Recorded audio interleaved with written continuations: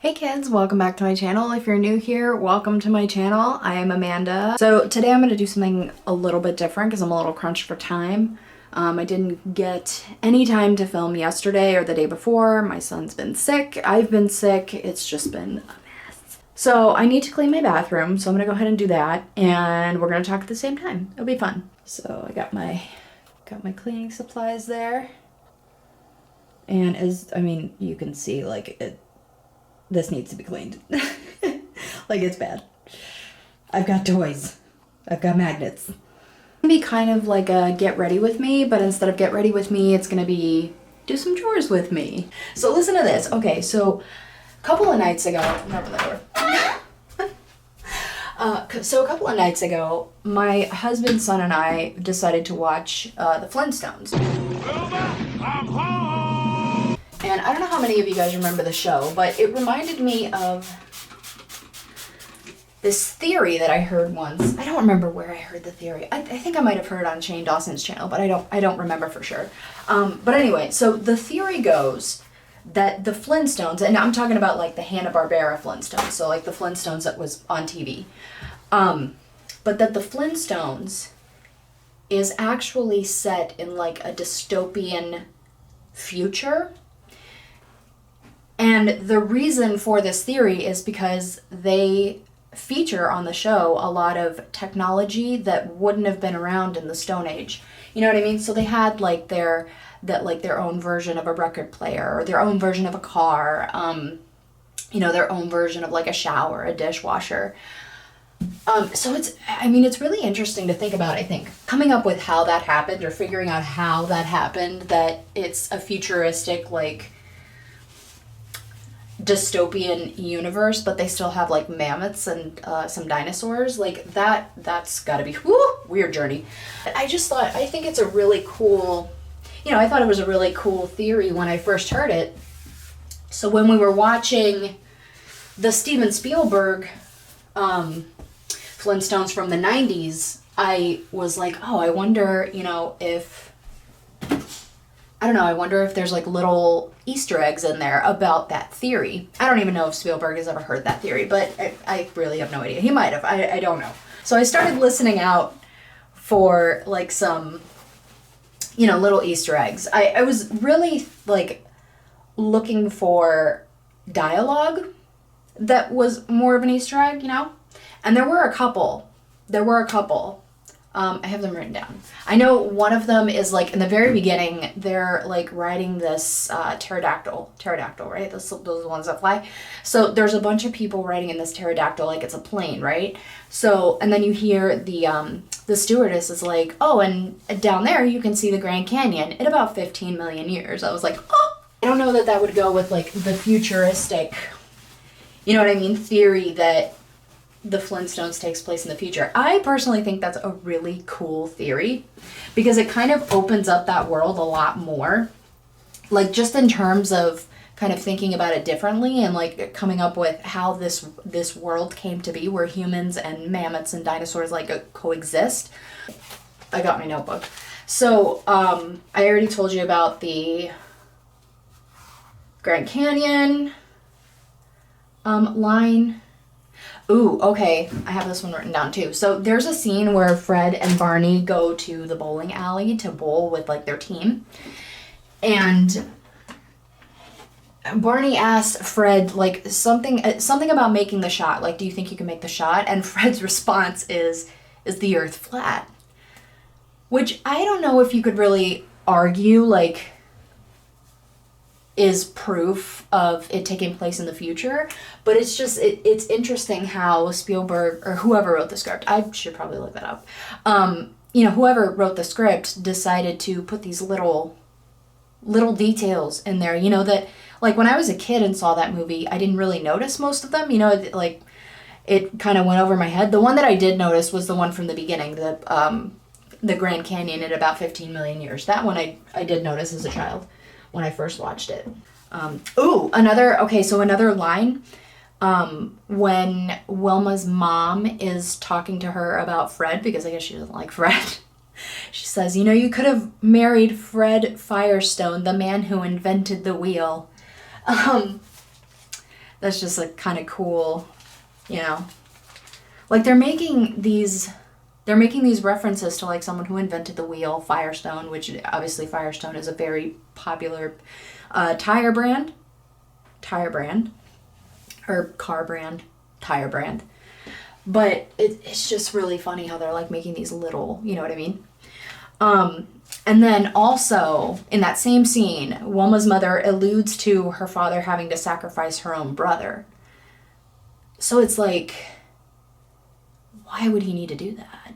You know, I think the line is like, after all the sacrifices that your father and I have made for you. And then she names a couple of animals. I think she's like, I don't remember which animals, so I'm just going to name random animals. Doves, tigers, your own brother Jerry. Like, what happened where these people were forced to sacrifice their son? You know, it's interesting. Like, it gets your wheels turning and it really gets you thinking. And then beyond, like, just figuring it out in the Flintstones universe, it kind of starts you, like, thinking of like a whole new story, like a whole new possibility, you know, using that kind of setting and, you know, that kind of format, using like the setting of the Flintstones as like their backdrop or their starting point, and it like just, like really, like think about it, like as a writer, think about it. Assuming that theory about the Flintstones is true, as a writer, how would you explain the way of the world, right? The like it's literally the Stone Age, right? How would you explain that there are animals and creatures that have been extinct for millions of years and yet they're still there? Like, how would you know what I mean? Like, how would you explain that, like, as a writer, you know? It's just like, I don't know, that theory like opens up a whole new world of possibilities. And in a lot of ways it makes sense because like if you watch the show, they did have, you know, cars. They did have like a record player. They had those things. So like how did they come up with those? Is it a case where it is in the past and it's just like the points of history just happened differently so that, you know, dinosaurs were never extinct, or, you know, maybe they were extinct eventually, but they survived up until humans were, you know, able to, or Homo sapiens, I guess at that point, were able to like completely stand upright and live, you know, a somewhat civilized life. Because you think of like, you know, cavemen, for example, right? So you think of cavemen and you think like those are the people that would likely be alive in the Stone Age, right? More than likely. But then it's like, people in the Flintstones are way more civilized, I think, than people would have been in that age, if that makes sense. Like, they're still in the Stone Age, and that much is made abundantly clear. But the way that they behave, just the way, like, they all have their houses, they have, like, their own cars, you know, they have kids, they go to work, they clock in, you know, like everything. Like they have a civilized society, you know? And it's like wild to think of how a writer could come up with that. You know, it seems like a super simple plot, you know, just like two families and they live in the Stone Age and, you know, it's just like a fun, good time for kids, which it always was, of course. But then like you start thinking about like kid shows and like what they typically entail, especially the more modern ones. And it's like, man, that like the Flintstones it wasn't just creating a world for kids to enjoy, like they were kind of taking it to a new level. Like you don't have to watch the same type of show, and we can give you the same type of show, but in a different frame. I don't know if I'm making sense. Let's move you over here. This is how, like, you know I love you guys, because this is my bad side. It just makes you think, because, like, you know, a lot of people, when they're trying to come up with a story, they're thinking to themselves, like, I do this too, so I think it's like everybody. You know, you want to come up with something original, even though you've heard a million times, and it's 100% true that there is no original idea anymore. There really isn't. There's original packaging, but not original idea, you know? But And yet, even though we know this and we've been told this so many times, our minds still subconsciously go there. Like, we want something new. Even if it's not new, we want it to be new, you know? I think every writer wants that. Every writer wants, their readers to be like, oh yeah, this is one of Amanda's stories, or this is, one of Megan Tennett's stories, or one of, Vivian Reese, or one of, you know what I mean? They want like I guess would that be like a signature brand? Like, how Tarantino is well known for like his really amazing dialogue, his good soundtracks, and like violence. I think most writers and most artists, really, just in general, they always strive for that. They want, like, anything that they come up with, they want to put their own signature spin on it. I'm completely off topic. We were talking about the Flintstones. I actually think that the Flintstones from the 90s was done really well. Like, I really like the way Spielberg, decided to portray that world. And the casting was on point, in my opinion. Maybe I'm like showing my age right now. Yeah, it was John Goodman, who is still doing things to this day, which, amazing. And he's an incredible actor. I love John Goodman. I think he's so underrated.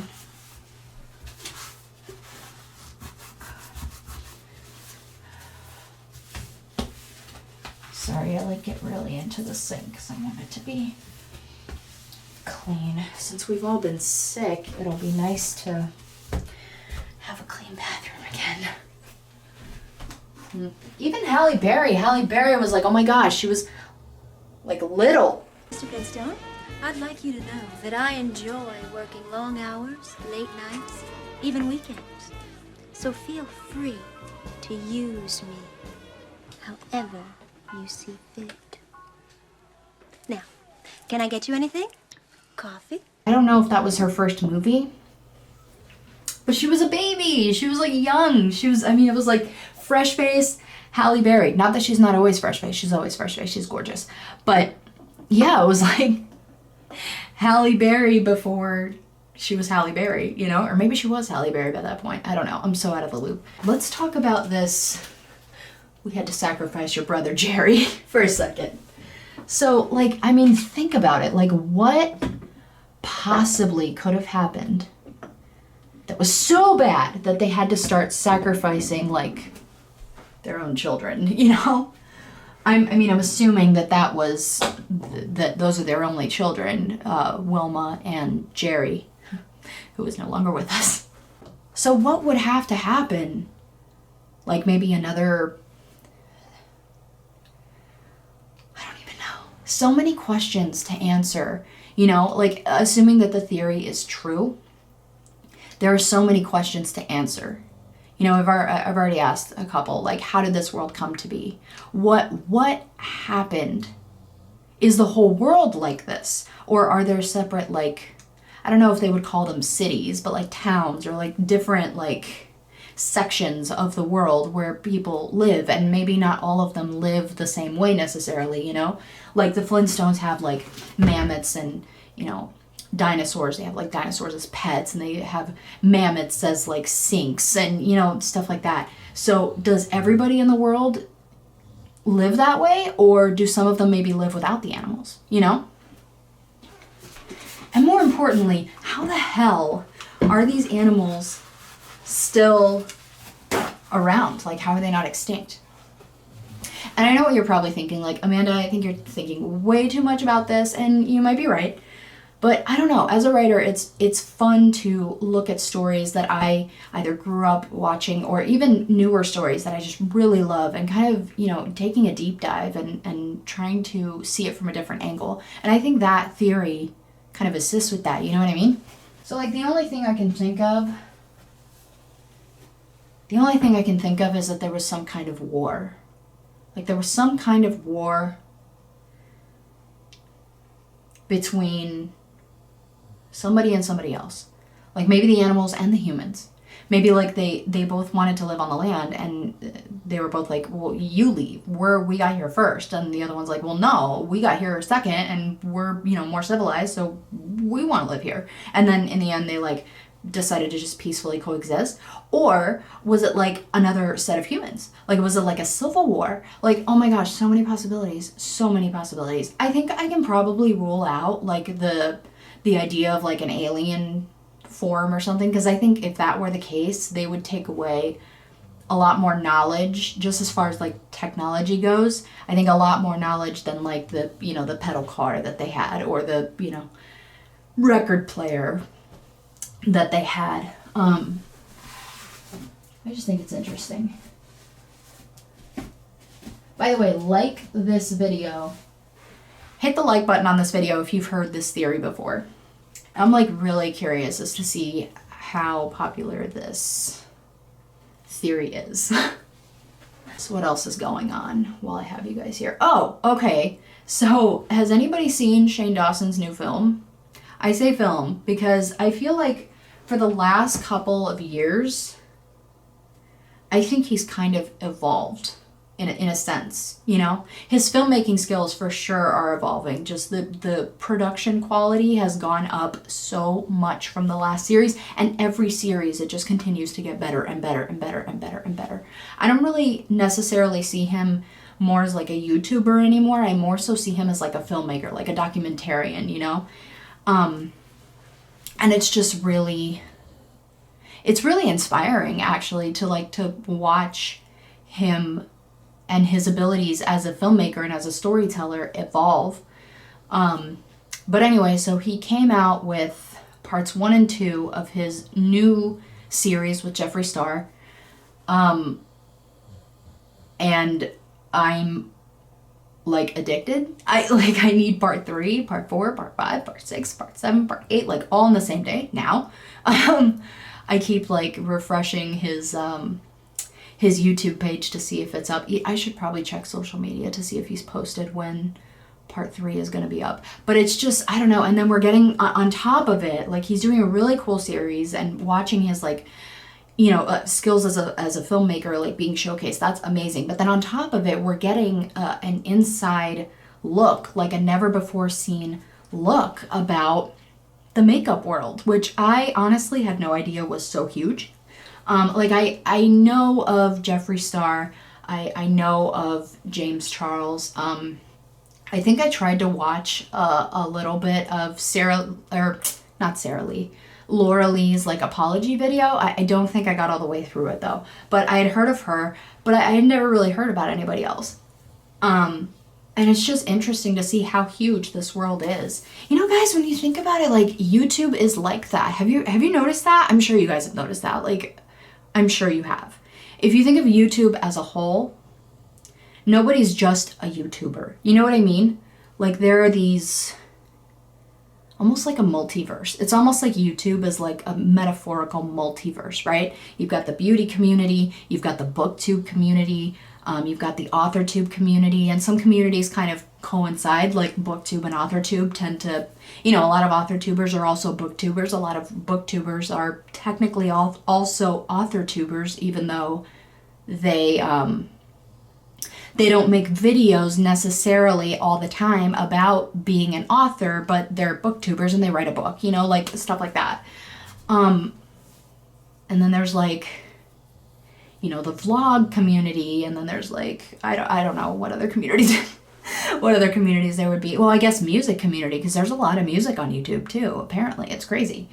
But I just think that's so cool, you know? And I was thinking about like how our reality is our world, but it's not necessarily the same as like what's happening in the world at large. I don't know if I'm making sense. I think I'm just babbling at this point. I love Shane's new series. I can't wait for part 3. I think it's so well done, first of all. And second of all, it's just so fascinating. Like we're kind of getting like an inside look into what it's like to be a YouTuber, at least in that part of the community. But I would imagine a lot of, you know, what they're talking about in the series is kind of applicable to any community on YouTube, you know? Like, we've all got our drama. Lord knows BookTube has had its drama. AuthorTube has had its drama. The beauty, community has had its drama. And, like, I don't know. I watch a lot of different YouTubers. Like, I watch a lot of booktubers, and I watch a lot of authortubers, but I also watch, like, Shane Dawson, I watch Natalia Taylor, I watch Philip DeFranco, I watch all kinds of different YouTubers because first of all, because I'm interested in a lot of different things, and secondly, it's like, I don't know how to explain it, but I'm kind of an observer of the human experience. I like to, when I meet somebody, like, this is gonna sound so weird and creepy, but I kind of like to study them a little bit, like, just not like intensely, just, take note of certain things, like how they express themselves, whether they talk with their hands, how they move, like things like that, what inflections they put in their voice, just like little details. And it's not something that, like, I try to do, it's just something that kind of happens naturally when I meet somebody. Like, if I've seen somebody 2 or 3 times, I can tell you exactly some of their things, that they do just naturally, that, like, they do all the time. I don't know what I'm talking about. I don't know what I'm talking about. Like, I don't know. I think that Shane's new series is changing what constitutes quality content on YouTube. And I'm not saying he's the first YouTuber to start doing this, where his production quality is just going really high. Because I don't think that he is. I know there's a lot of YouTubers that, when they edit their videos, they use a lot of bells and whistles, but that's another thing about Shane. Like, a lot of YouTubers that I've seen use a bunch of those bells and whistles, they overdo it. Shane does not overdo it. At least in this series, in my opinion, I don't think he's overdone it. But I think he's kind of changing the game a little bit. He's raising the bar. And I love that he's raising the bar for himself. And not necessarily for everybody else, but raising the bar for everybody else is just kind of happening naturally because he's raising the bar for himself.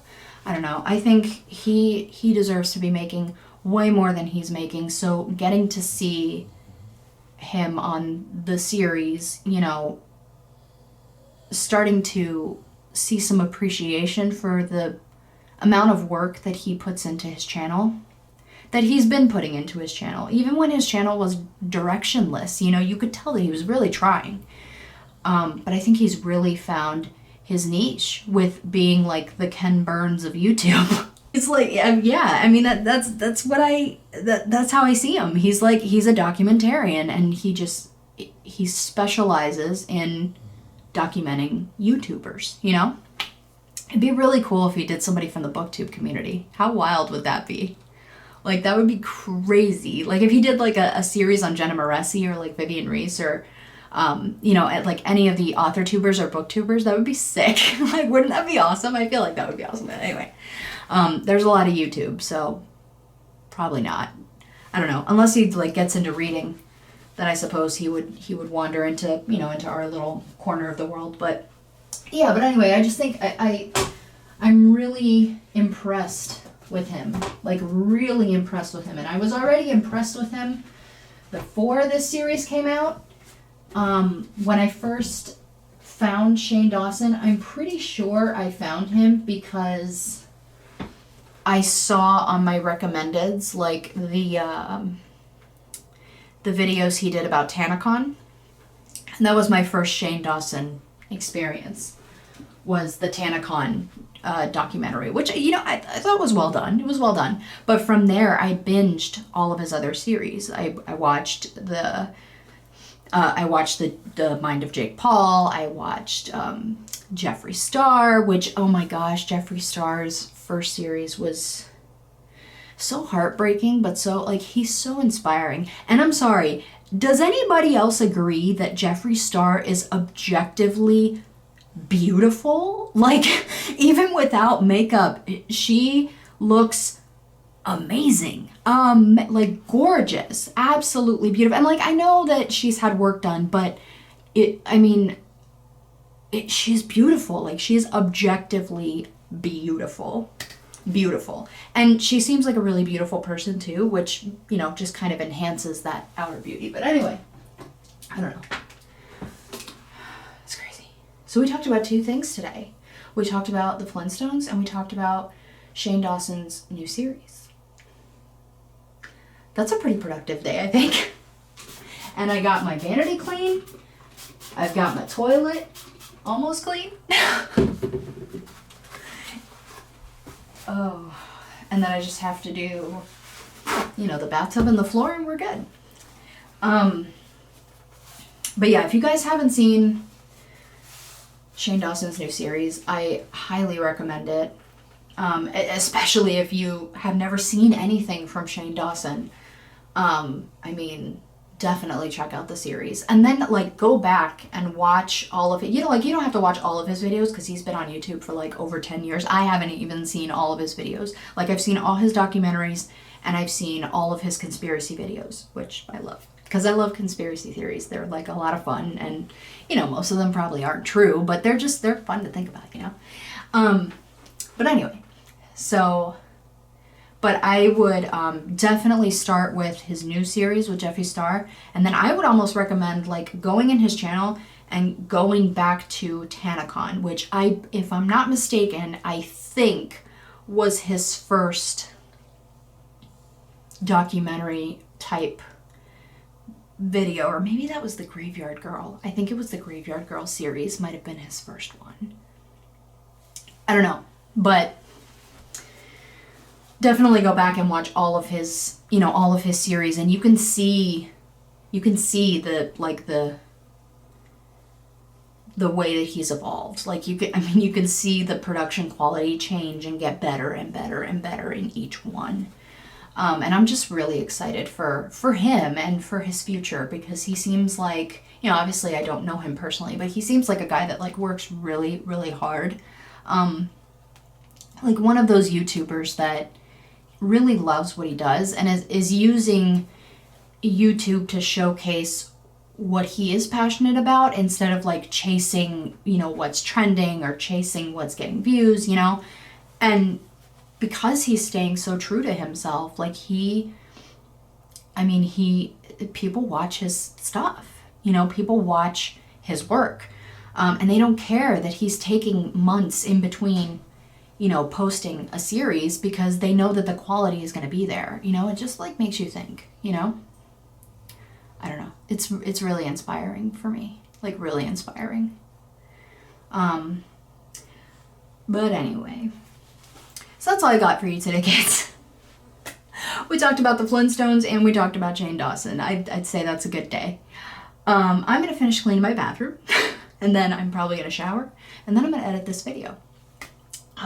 So yeah, if you enjoyed the content today, please give a like. Like button is right there. Make sure to subscribe and ding that bell so that you get notifications every time I post a new video. I post every Wednesday. Thank you guys so much for watching, and I will see you next time.